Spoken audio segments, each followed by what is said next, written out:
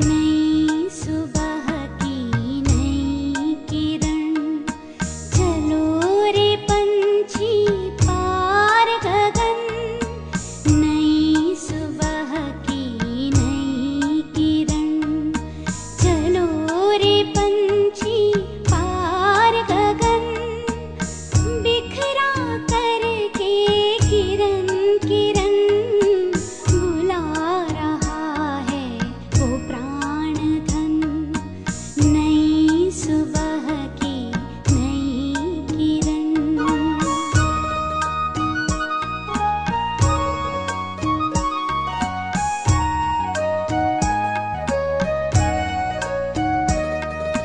नहीं देह ना देह का भान, ना तो दुनिया का है ध्यान, ना तो दुनिया का है ध्यान।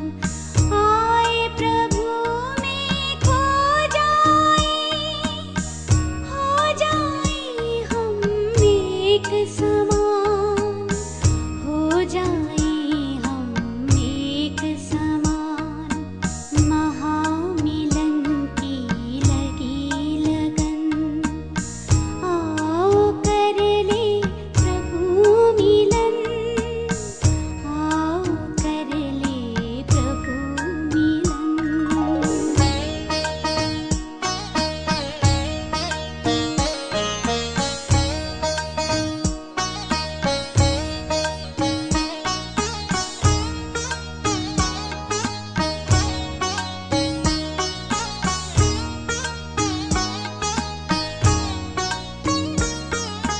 दूर जगत से बहुत ही दूर, अपना वतन निराला है, अपना वतन निराला है अनंत अव्यक्त यहाँ, फैला दिव्य उजाला है, फैला दिव्य उजाला है। प्यास बुझी सुख मिला सघन, आओ कर ले प्रभु मिलन, आओ कर ले प्रभु मिलन।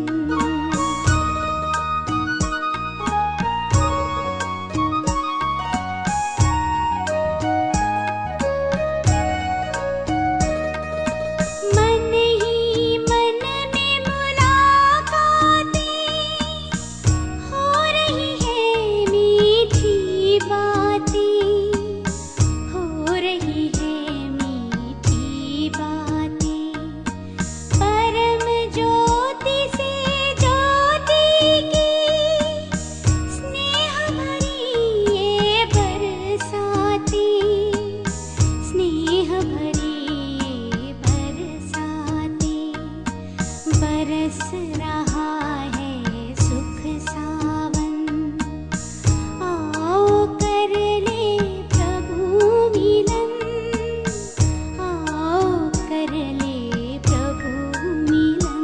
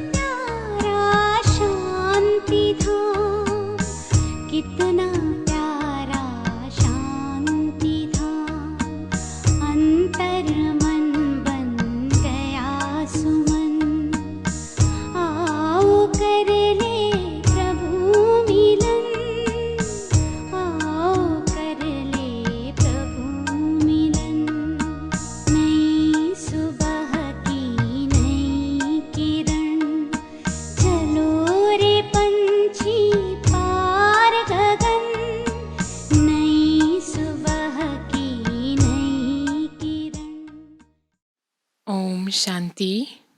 मीठे प्यारे बाबाको आजको मधुर महावाक्य रहेको छ। मिति 2078 साल वैशाख 1 गते बुधबार, तदनुसार 14/4/2021 को। बाबा आज हामीलाई मुख्य सारमा बताउनुहुन्छ, अन्तर्मुखी बनेर ज्ञान रूप अवस्थामा रहेर यी महावाक्यहरूलाई धारण गर्यो भने आफ्नो र अन्य आत्माहरूको कल्याण गर्न सक्छौ। आफ्नो मन वा दिल रूपी मन्दिरलाई ईश्वरीय गुण रूपी मूर्तिद्वारा सजाऊ र पवित्र सङ्कल्पको सुगन्ध फैलाऊ। बाबा हामीलाई मुख्य सारमा बताउँदै हुनुहुन्छ कि अन्तर्मुखी बनेर ज्ञान रूप अवस्थामा रहनु छ। बाबा भन्नुहुन्छ, बाबाले उच्चारण गर्नुभएको यी महावाक्यहरूलाई धारण यदि गर्छौँ भने नै आफ्नो र अन्य अनेक आत्माहरूको हामीले कल्याण गर्न सक्छौँ। आफ्नो मन वा दिल रूपी मन्दिरमा ईश्वरीय गुण रूपी मूर्तिद्वारा सजाऊ, बाबा बताउनुहुन्छ, र पवित्र सङ्कल्पको सुगन्ध फैलाउनु छ। र यसरी आफ्नो धारणायुक्त जीवनद्वारा हामीले हरेक आत्मालाई लाभ दिलाउनु छ। बाबाले आज विशेष हामी बच्चाहरूलाई धारणामूर्त बनाउनको लागि महावाक्य उच्चारण गर्दै हुनुहुन्छ, जसलाई हामीले मनन चिन्तन गरेर आफ्नो जीवनमा धारण गर्नु छ।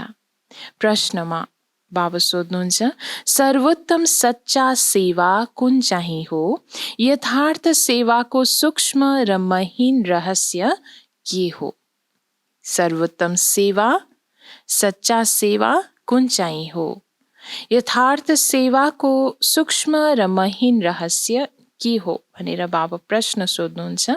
उत्तरमा बाबा बताउनुहुन्छ, जब कसैबाट कुनै भूल हुन्छ उसलाई सावधान गर्नुको साथसाथै सूक्ष्म रीतिले आफ्नो योग शक्ति उससम्म पुर्याएर उसको अशुद्ध सङ्कल्पलाई भस्म गर्नु, यही सर्वोत्तम सच्चा सेवा हो।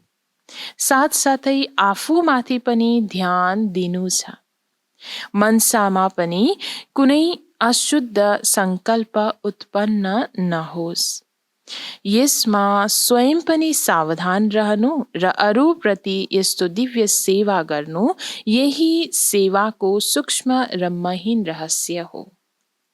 बाबाले हामी बच्चाहरूलाई सबैभन्दा उच्च सच्चा सेवाको शिक्षा दिँदै हुनुहुन्छ प्रश्न उत्तरमा नै, र बताउनुहुन्छ बाबा कि यथार्थ सेवाको सूक्ष्म र महीन रहस्य के हो भनेर।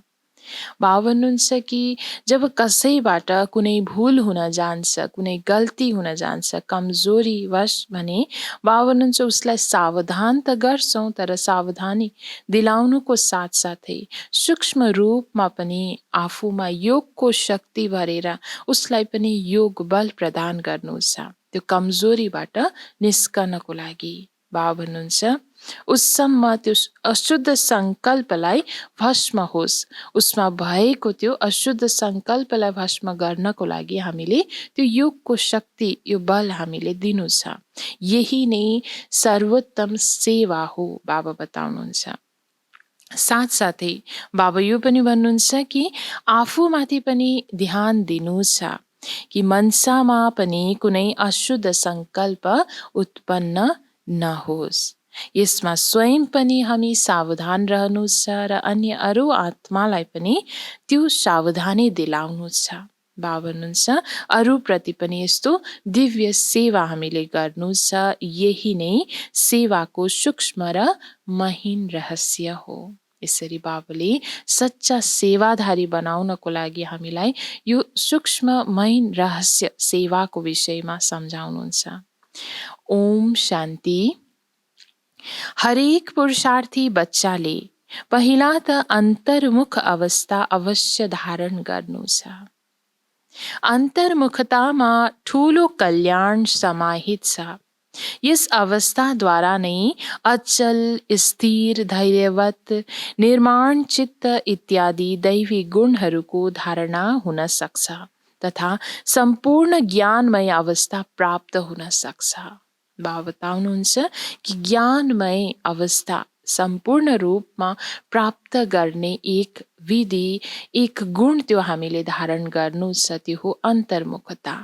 बाबाले मुरलीको सुरुवातमै बताउनु भयो कि अन्तर्मुखताको अवस्थामा रहेर यो गुणलाई हामीले धारण गरेर आफ्नो स्थितिलाई, आफ्नो अवस्थालाई अचल, स्थिर, अडोल अवस्था हामीले बनाउन सक्छौँ, जहाँ धैर्यता पनि समाहित हुन्छ भने बाबा भन्छ यसरी निर्माण चित्त अवस्थामा पनि हामी रहन सहज अनुभूति हुन सक्छ।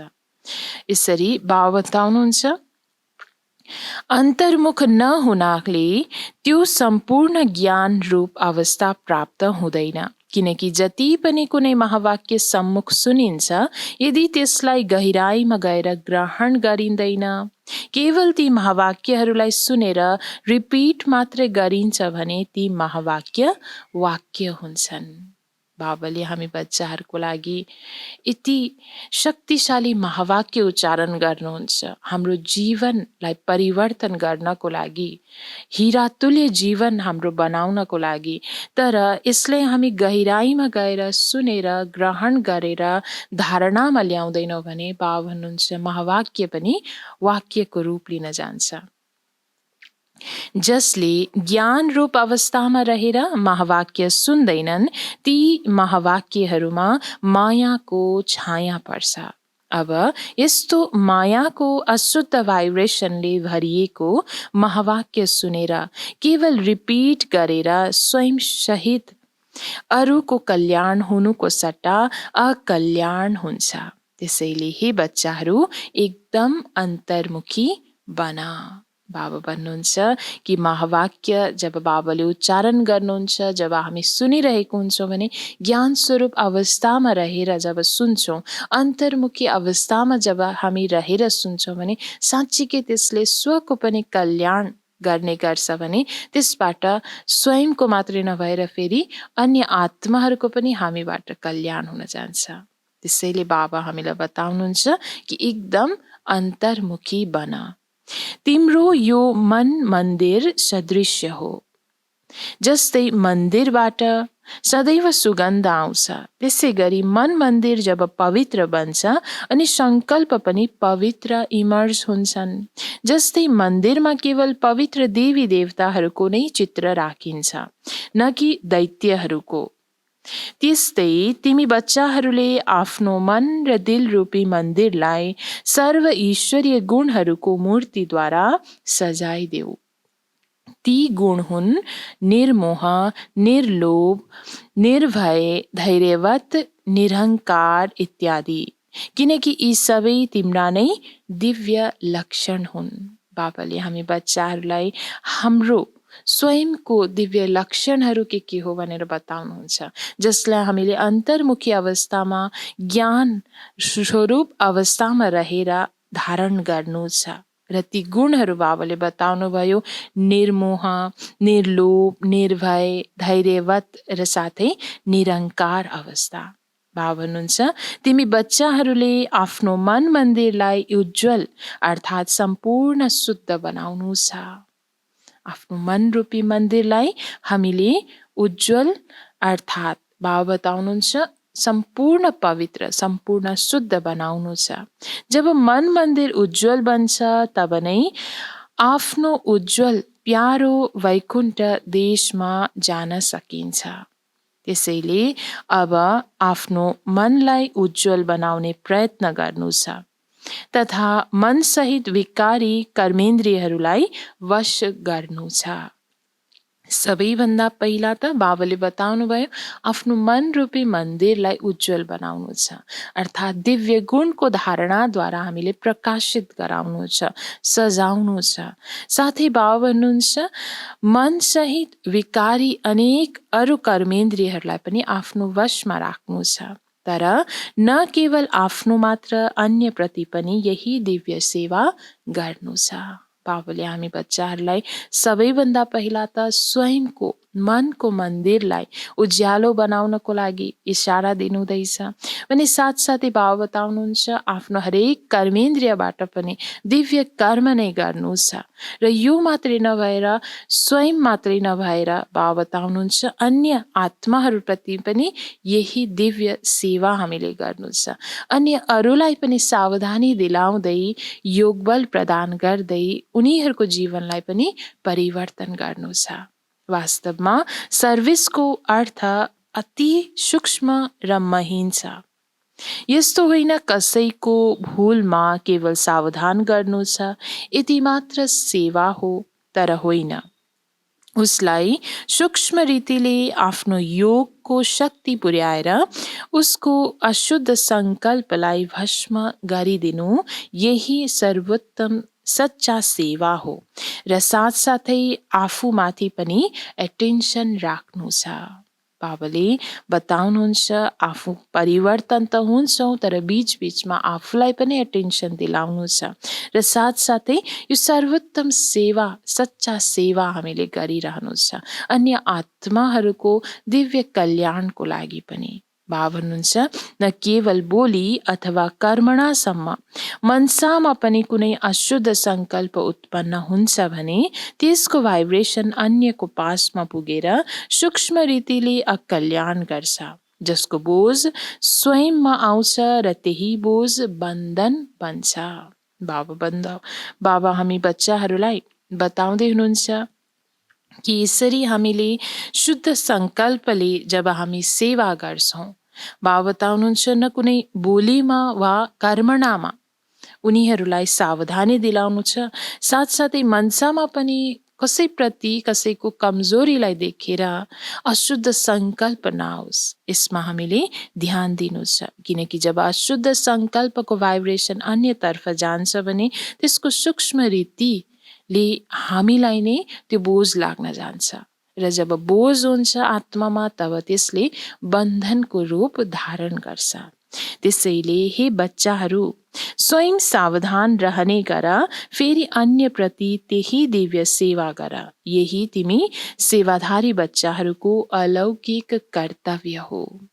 हामी अलौकिक सन्तानहरूलाई बाबाले अलौकिक कर्तव्यको शिक्षा दिँदै हुनुहुन्छ। बाबा भन्नुहुन्छ यस्तो दिव्य सेवा गर्नु छ, यस्तो सच्चा सेवाधारी बच्चा बन्नु छ, जसले स्वयंलाई पनि सावधान गर्छ भने अन्य आत्माहरूलाई पनि सावधानी दिलाउँदै जान्छ।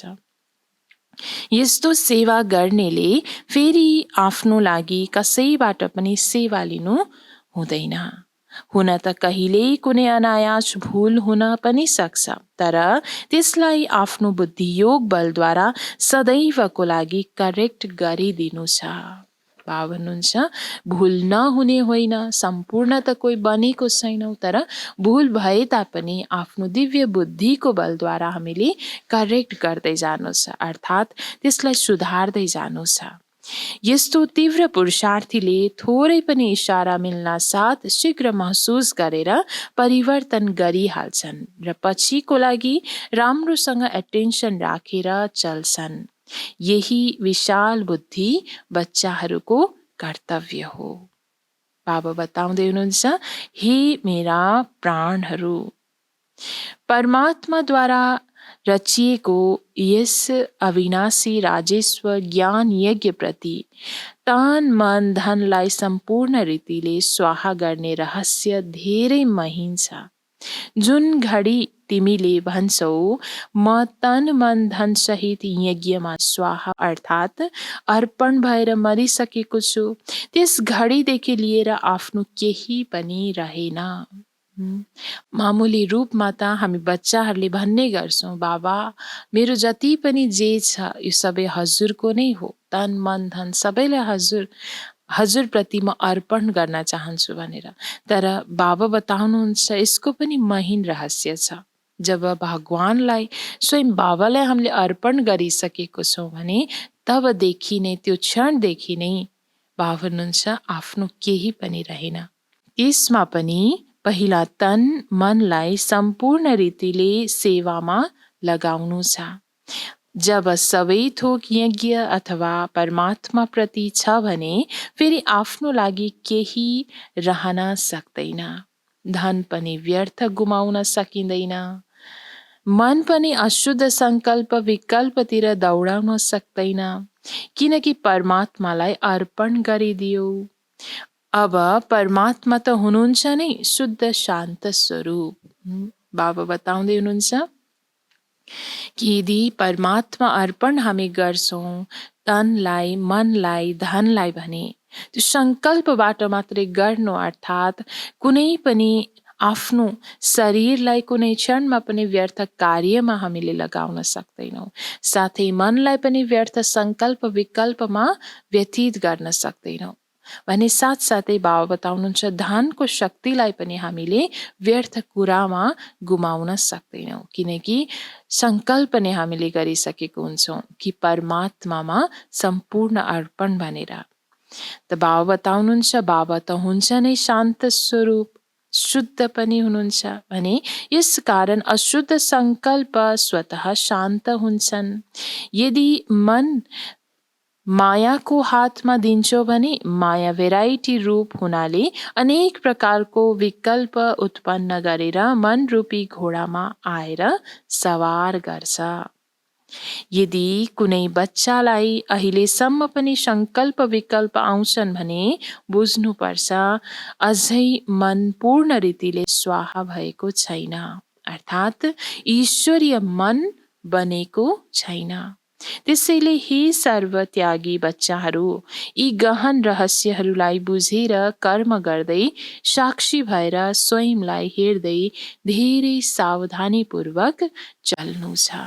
हामी बच्चाहरूलाई मैन रूपमा सेवाको, अर्पणताको सच्चा अर्थ बताउँदै, रहस्य बताउँदै बाबा भन्नुहुन्छ कि हरेक कर्म गर्दै, हरेक रहस्यलाई बुझ्दै साक्षी भएर स्वयंलाई पनि हामीले हेर्नु छ र स्वयंले स्वयंलाई पनि सावधानीपूर्वक चलाउनु छ।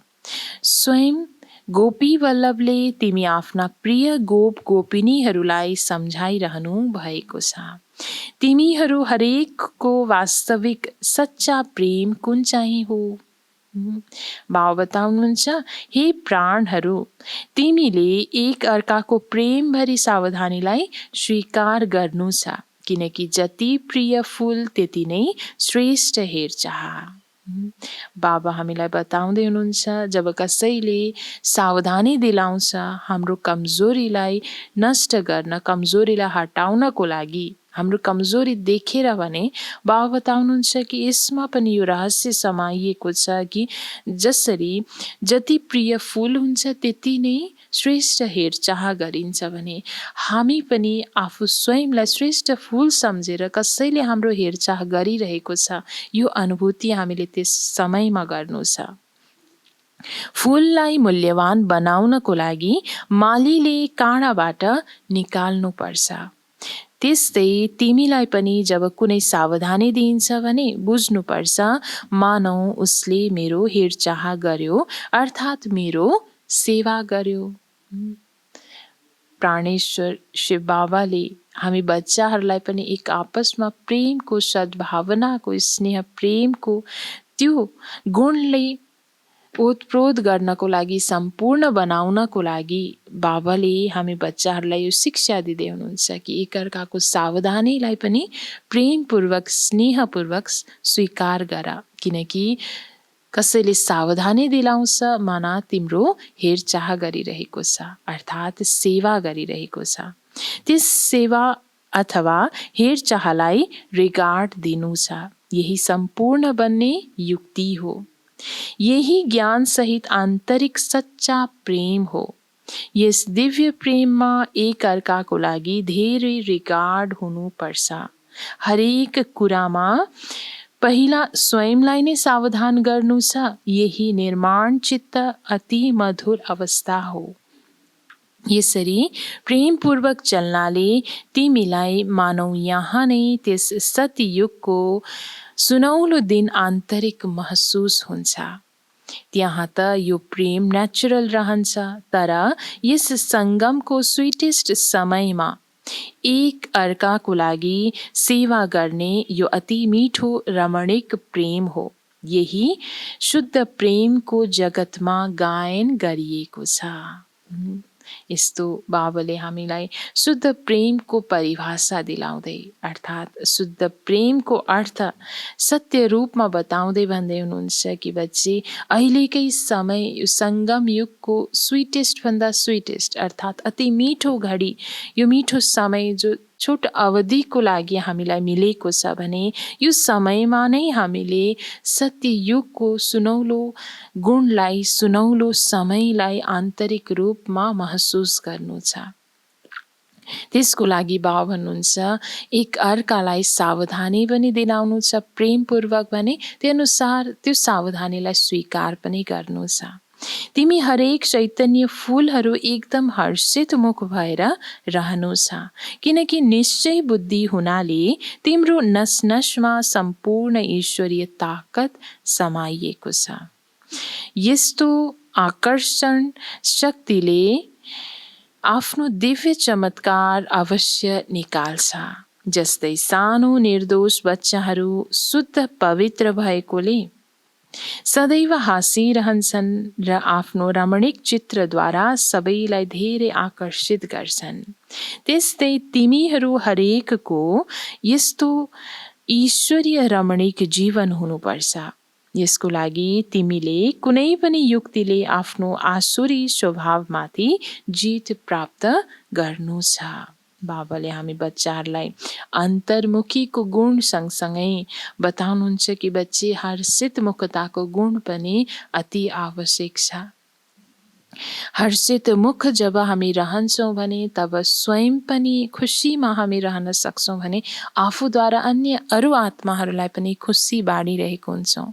बाबाले उदाहरण दिनुभयो कि जसरी सानो बच्चाले आफू हर्षित मुख अवस्थामा आफै रमाइरहेको हुन्छ, त्यो अवस्थामा रहेको कारणले गर्दा स्वयं पनि खुसी र अरूलाई पनि रमणीकताको अनुभव गराइरहेको छ र त्यसै आकर्षणमा आकर्षित गरिरहेको हुन्छ भने बाबा भन्नुहुन्छ यसरी नै हामी आत्माले पनि आफ्नो ईश्वरीय रमणीक जीवनलाई अनुभूति गर्नु छ।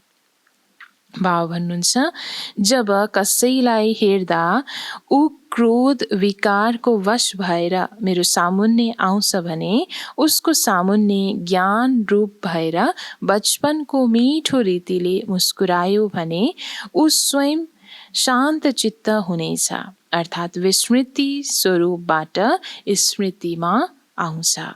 हुन त उसलाई थाहा पनि हुँदैन, तर सूक्ष्म रीतिले उसमाथि जित पाएर मालिक बन।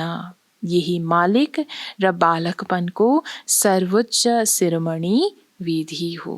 यसरी बाबाले बालक समान हर्षित मुख अवस्थामा रहेर कसरी आफू समक्ष आएको, आफ्नो सामुन्ने आएको क्रोधी व्यक्तिलाई पनि शान्त गर्नुपर्छ भनेर बाबा हामी बच्चाहरूलाई विधि सम्झाउँदै हुनुहुन्छ।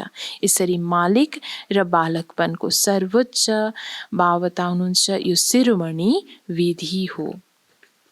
ईश्वर सम्पूर्ण ज्ञान रूप हुनुहुन्छ, त्यस्तै फेरि सम्पूर्ण प्रेम रूप पनि हुनुहुन्छ।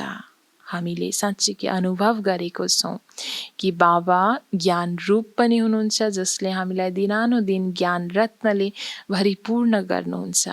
सँगसँगै ज्ञानको रूप मात्रै नभएर बाबा प्रेम रूप पनि हुनुहुन्छ।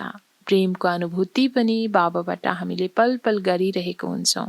ईश्वरमा दुवै नै क्वालिटिज भरिएको छ, तर फर्स्ट ज्ञान, सेकेन्ड प्रेम। यदि कोही पहिला ज्ञान रूप नबनी केवल प्रेम रूप बन्छ भने त्यस्तो प्रेमले अशुद्ध खातामा लैजान्छ। त्यसैले प्रेमलाई मर्ज गरेर पहिला ज्ञान रूप बनेर भिन्न भिन्न रूपमा आएको मायामाथि जित पाएर पछाडि प्रेम रूप बन्नु छ। बाबा जसरी पहिलो रूपमा ज्ञान रूप हुनुहुन्छ, ज्ञानको सागर हुनुहुन्छ, त्यसपछि मात्रै प्रेमको सागर भने त्यसरी नै हामी बच्चाहरूले पनि कसैलाई कसैसँग सम्बन्ध सम्पर्कमा आउने क्रममा जब ज्ञान रूप धारण नगरेर मात्रै प्रेम रूप धारण गर्छौँ, प्रेम रूप अवस्थामा रहन्छौँ र सम्बन्ध सम्पर्कमा आउँछौँ भने बाबा भन्नुहुन्छ त्यसमा अशुद्ध खाता जम्मा हुन जान्छ।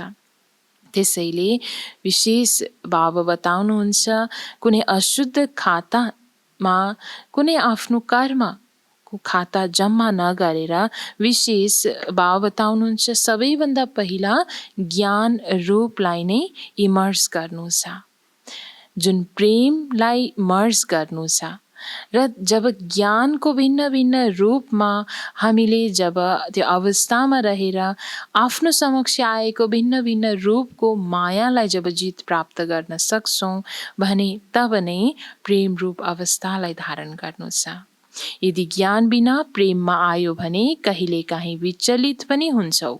जस्तै यदि कोही ज्ञान रूप नबनी ध्यानमा जान्छन् भने कति पटक मायामा फस्छन्। त्यसैले बाबा भन्नुहुन्छ प्यारा बच्चाहरू, यो ध्यान पनि एक धागोको बन्धन जस्तै हो, तर ज्ञान रूप बनेर पछाडि ध्यानमा जानाले अति मौजको अनुभव हुन्छ। जब बाबा हामीलाई बताउँदै हुनुहुन्छ जब ज्ञान छैन भने, ज्ञान बिना जब ध्यान हुन्छ भने त्यसबाट पनि अनेक मायाको बन्धनमा हामी फस्न जान्छौँ भने त्यसैले बाबा भन्नुहुन्छ पहिला हो ज्ञान, पछाडि हो ध्यान।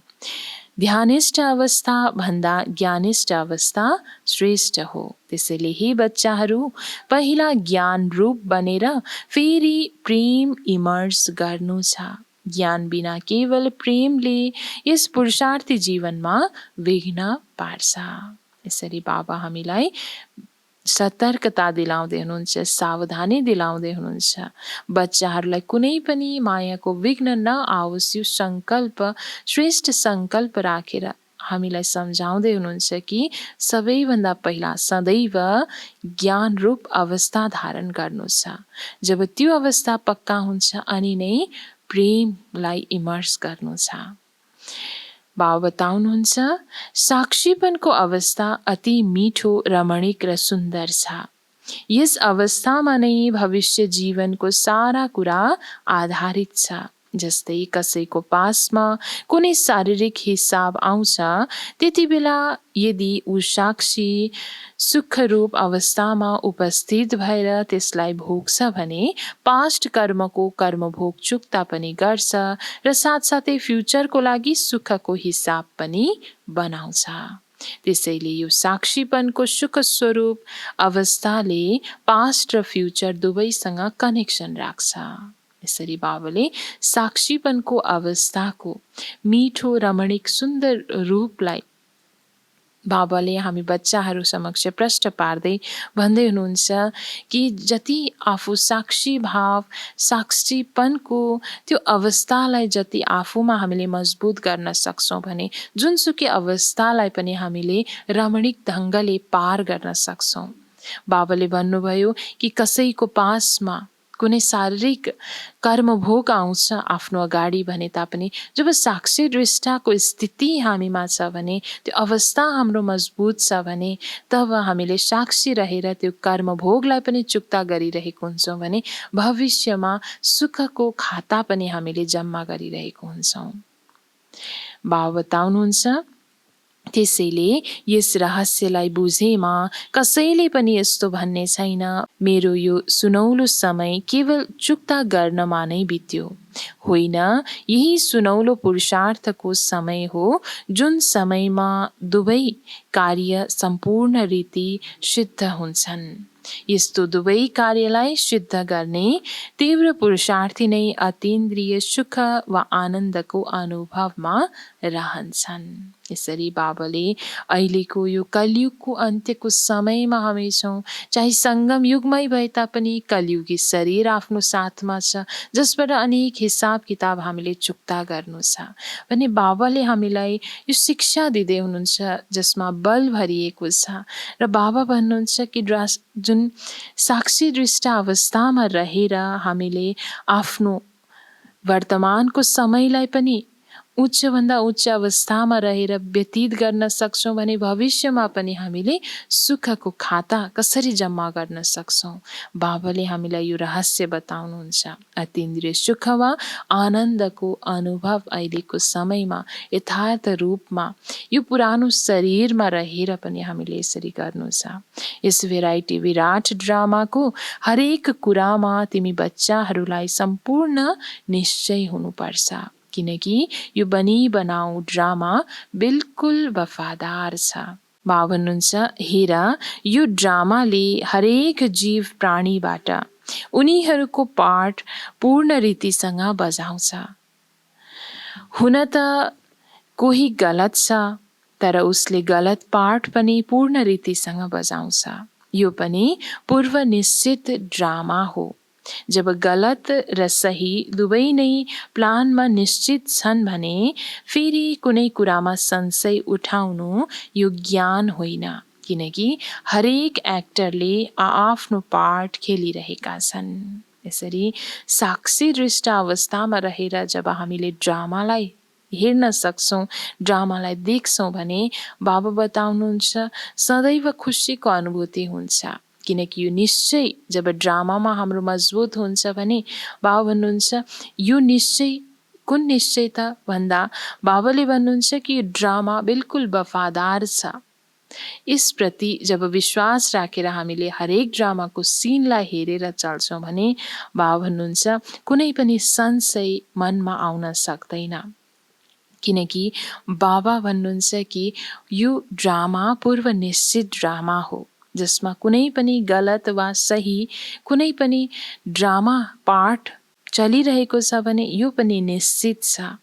त्यसैले बाबा हामी बच्चाहरूलाई ड्रामालाई हेर्ने जुन दृष्टि छ त्यसलाई पनि शुद्ध अर्थात् निश्चयपूर्वक हेर्नको लागि इशारा दिँदै हुनुहुन्छ।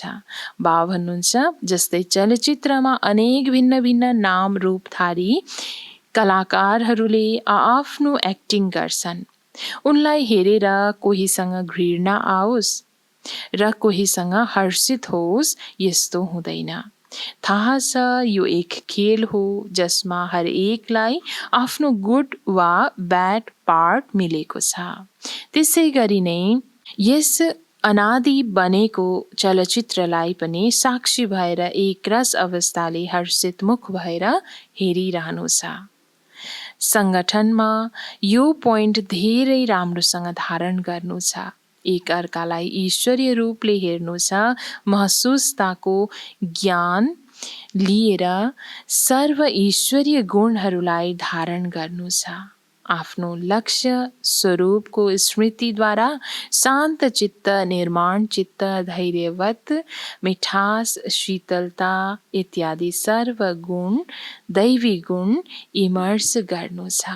यसरी बाबाले हामी बच्चाहरूलाई ड्रामालाई जब हामी साक्षी भएर हेर्छौँ भने के गुण हामीमा आउँछ यो बताउँदै हुनुहुन्छ।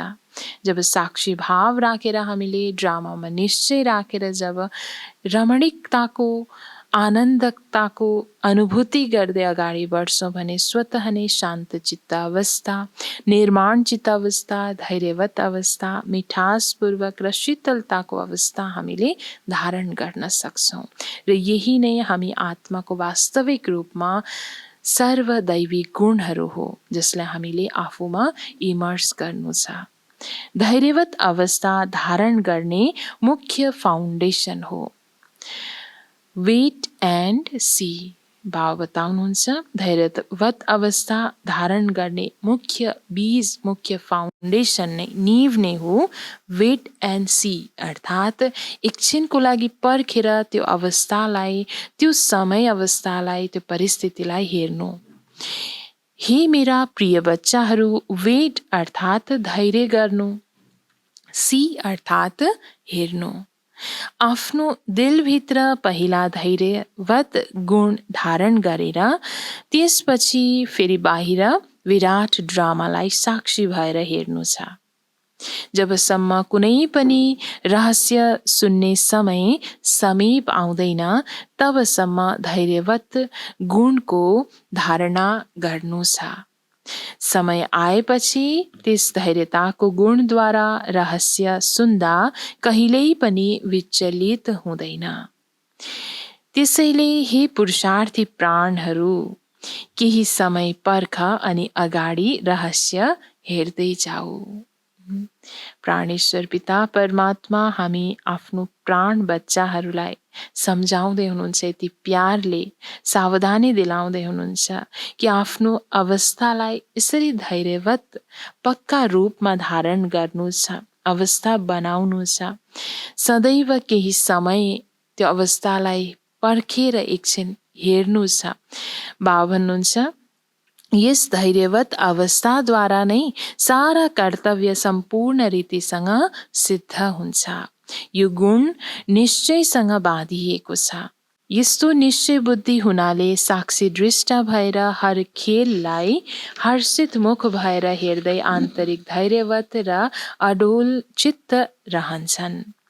यही ज्ञानको परिपक्व अवस्था हो, जो अन्त्यमा सम्पूर्णताको समय यथार्थमा रहन्छ। त्यसैले धेरै समयदेखि लिएर यस साक्षीपनको अवस्थामा स्थित रहने परिश्रम गर्नु छ। जस्तै नाटकमा एक्टरलाई आफ्नो मिलेको पाठ पूरा खेल्नको लागि पहिला नै रिहर्सल गर्नुपर्छ।